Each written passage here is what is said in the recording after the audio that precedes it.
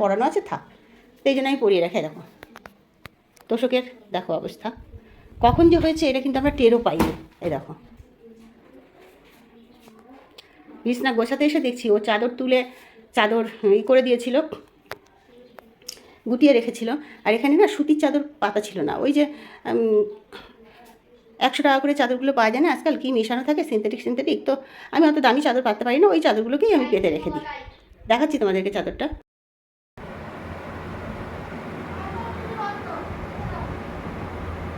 আজকে দাদাও তো পুড়ে যেতে পারতো না, এরম অবস্থা। বন্ধুরা আজকে আর আমি আমার মধ্যে নেই। নাতনি স্নান করে উপরে যাচ্ছে, ঠাকুরকে দেবে। আমি বললাম দাঁড়া উপরে ঠাকুর ঘরটা একটু মুছে দিয়ে আসি, তুই ঠাকুরকে দিবি। তারপরে ওটা দিয়ে নাতির ঘরটা ভাবলাম কি একটুখানি পরিষ্কার করে দিই। অনেকদিন ধরেই টিভিটা নিয়ে গিয়ে উপরে নিয়ে রেখেছে, বিছনার পরে নিয়ে বসে। ও তো প্রচণ্ড জ্বালায় আমার নাতি, তো ঘর বাড়ি কিচ্ছু পরিষ্কার করতে দেয় না আমাকে। তো আমি ভাবলাম যে না আজকে একটুখানি ওকে বললাম তুই সর, অনেক চেঁচামেচি করে ঘর থেকে কিছুতেই সরবে না, সব সময় দরজা বন্ধ করে দিয়ে রাখে। আমি বললাম তুই সর, আমি একটু বিছনাটা ঠিক করে দিই, স্যার পড়াতে টড়াতে আসে, কেমন লাগছে। তো আলমারি সাইডটা ঝাড়তে যাচ্ছি, দেখছি পুরো ভাত আসছে, যেরকম পুরীর অন্ন ভাত হয় না, ভাত শুকিয়ে গেলে যেরকম হয় অন্নভোগটা, ঠিক আলমারির তলা দিয়ে সাইড দিয়ে এগুলো আসছে। আমার মাথা দিয়ে আসছে না, আলমারির সাইডে ভাত কি করে আসলো, কি করে যেতে পারে আলমারির সাইডে ভাত? ওর দ্বারা কোনো কিছুই অসম্ভব না। তারপরে যাই হোক সেই জায়গাগুলো পরিষ্কার করে একটু মুছছি। এবার ভাবলাম না আগে বিছনাটা পরিষ্কার করি, ঝাড়লে নোংরা পড়বে, তারপরে ঘরটা ঝাড় দিয়ে মুছবো। বিছনা যেই চাদর মাদরগুলো তুলেছি আমি জবথবই নোংরা করাই ছিল, ওরম করে থাকতো, ওর সাথে আমি পেরে উঠি না বলে আমি আর যাই না করতে। যা যেরমভাবে থাকবি থাক। গিয়ে দেখি তখন চাদর বিছনা এরম অবস্থা। কবে যে করেছে আমরা কিছুই জানি না। বিছনার চাদর ওই যে আমাকে তুলতে দেয় না, এই করতে দেয় না, ঘর সবসময় বন্ধ করে রেখে দেয়। যে তুই কবে করলি? বিছনার চাদরটা না সুতির ছিল না, ওই 100 টাকা করে চাদরগুলো, ওগুলো তো কি মিক্সড করা থাকে, সুতির না সিনথেটিক মতো। ভাবি বাচ্চারা এখন ডলাডলি করে, নোংরা করে, আর পারিও না ভালো সুতির চাদর কিনতে গেলে, দামও আছে, তো ওগুলোই পাতা থাক। একদম চামড়া চামড়া, যেরকম চুল পড়লে যেরকম হয় দলা পাকিয়ে যায় ঠিক সেরকম করে। আর ও তখন আমি নাতনিকে নিয়ে মনে হয় ক্লাসে গেছিলাম, সেই টাইমটায় ও ছিল একলা বাড়িতে। কী করে যে করেছে, কারেন্ট চলে গেছিলো, সেই সে চাদরটা তুলে ফেলেছে। আর ওই তোষকটাও ওরকম, আগে মনে হয় বলছে হাতটা দিয়ে নাকি বস্তা দিয়ে চাপা দিয়েছে, তারপরে জল ঢেলেছে। আমি দেখলাম যে না, দেখি এই তোষকটা পড়েছে, জাজিমটা ঠিক আছে কিনা। জাজিমটা 12 সালে কিনেছিলাম, উপরের ঘরটা করে তখন ওই 12 সালে ওই জাজিমটা কিনে দিয়েছিলাম। আর জাজিমের তো আমি প্লাস্টিক খুলি না, না আমি জাজিমের প্লাস্টিক রেখে দিই, যে নোংরা হয়ে যাবে জাজিমটা, প্লাস্টিকটা দিলে হয়তো বিছনাটা একটু সরে সরে যায়, তো জাজিমটা তো ভালো থাকে। এই কারণে জাজিমটা আমি পরিয়েই রেখেছি। আমার জাজিম একটু ডাবেও নি, এত ভালো দেখেই কিনেছিলাম তখন। তখন ওর বাবার চাকরি ছিল, উপরের জাজিমটা একটু ভালো দেখেই নিয়েছিলাম। পুরো জাজিমও গেছে, তোষকও গেছে, চাদরও গেছে। এখন খালি বিছনা যে ঝাড়বো, কিছু চাদর পাতবো, সেটা পারছিই না। পুরো কালো কালো কালো কালো, তুলো তুলো পোড়া, এই পোড়া দেখতেই পাচ্ছ এরম অবস্থা, দেখো দেখাচ্ছি, এরম অবস্থা হয়ে আছে। তো এখন তো এমনি সংসার চালানোই খুব কষ্ট, তারপরে আবার এই বিছনা পোড়া, কি জানি কি আছে বুঝতেই পারছি না। ওদের আমি মানুষ করতে পারবো না, এই কারণেই তোমাদের কাছে এই যে লাইভে এসে আমি বারবারই বলতাম যে প্লিজ তোমাদের যদি কারোর সামর্থ্য থাকে আমাকে একটু হেল্প করো, আমি যাতে আমার নাতিকে হোস্টেলে দিতে, হোস্টেলে মানে বোর্ডিংয়ে রাখতে পারি। আমার নিজের সাধ্য নেই, যাদের ছেলে মেয়ে তারাও কিছু করবে না, মা তো ছেড়েই চলে গেছে, বাপও দেখে না। তো এই ছিল আমার কষ্ট, তো পারলাম না। তারপরে আর কি চলছি এখন, যারা মধ্যে যদি কোনো দিনও দাঁড়াতে পারি, এই ভাইকে আমি ঘরে রাখতে পারবো না, হয়তো ওকে বাঁচাতেও পারবো না।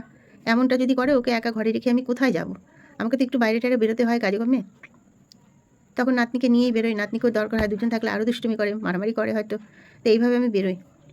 তো বন্ধুরা আর ভালো লাগছে না, দেখো আমার ঘরের মধ্যে কী ঘটে আমি সেগুলো দেখাতে পারি না, ঘরের সব মানুষ যেরকম পুরোটা বলে আমি বলতে পারি না। আজকে একটুখানি তোমাদের দেখালাম যে সংসার সত্যিই আমার জ্বলে পড়ে ছাই হয়ে গেছে। যাই হোক, ভাই ঠিকঠাক আছে, এইটুকুই। এই বিছনাটার মধ্যে যে কীভাবে, এই ঘরেই স্যার পড়াতে আসবে, এখন এটা কীভাবে ঠিক করবো, কীভাবে কী করবো, এখন কোথাওই যেতে পারি না। তো দেখতে থাকো কী অবস্থা, দেখাচ্ছি তোমাদেরকে।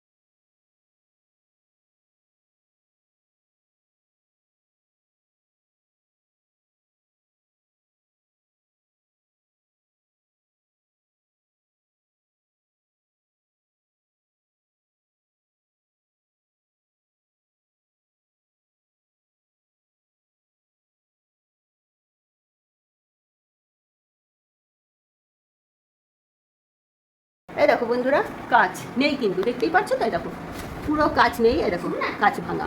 এই দেখো, এটা কিন্তু কাঁচ আছে, এই দেখো এই জানলাটা কিন্তু পুরো কাঁচটাই ভেঙে পড়ে গেছে, এটা কিন্তু পুরো ফাঁকা আছে। এটাও কিন্তু ওই করেছে, এই যে ওরই কাজ। দেখো বন্ধুরা,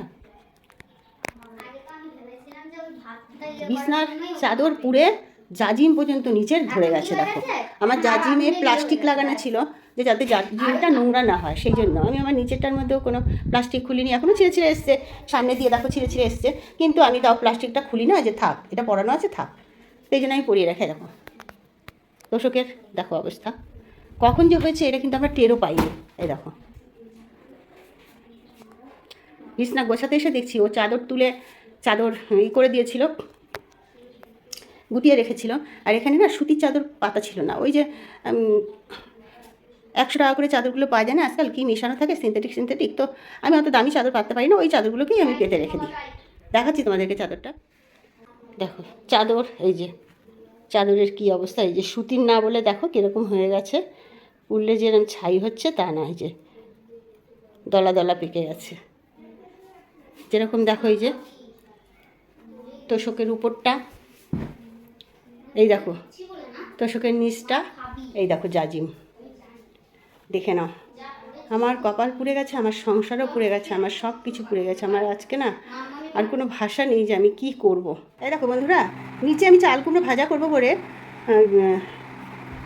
জলের সিদ্ধ বসিয়ে গেছিলাম গ্যাসে, যেটা একটুখানি ভাবো, ততক্ষণ আমি উপরে গিয়ে ঘরটারগুলো একটু মুছে আসি। ঘর মুছতে গিয়ে হচ্ছে আমার এরকম অবস্থা, এই যে গিয়ে দেখি যে পুড়ে গেছে বিছনার চাদর, তোষক জাজিম। আর এখানে দেখো আমি যেটা বসে গেছিলাম, নাকে পোড়া পোড়া গন্ধ আসছে। আমার নিজের খেয়ালও নেই যে এখানে আমার চাল কুমড়ো বসিয়ে দিয়ে গেছি, নাকে আমার শুধু মনে হচ্ছিলো ওইগুলোর থেকে, পোড়া বিছনাগুলোর থেকেই নাকে আমার পোড়া গন্ধ আসছে, এটাই আমার মনে হচ্ছে। তো দেখো খাওয়ার জিনিসও পুড়ে গেল, ভাতটা করে রেখে দিয়েছি খালি। আজকাল আমার কোনো কাজে মন নেই। তো বন্ধুরা, আমার সংসারই পুরো ছাড়কার হয়ে গেল, আমি কিছু বলতে পারছি না একদম মুখে।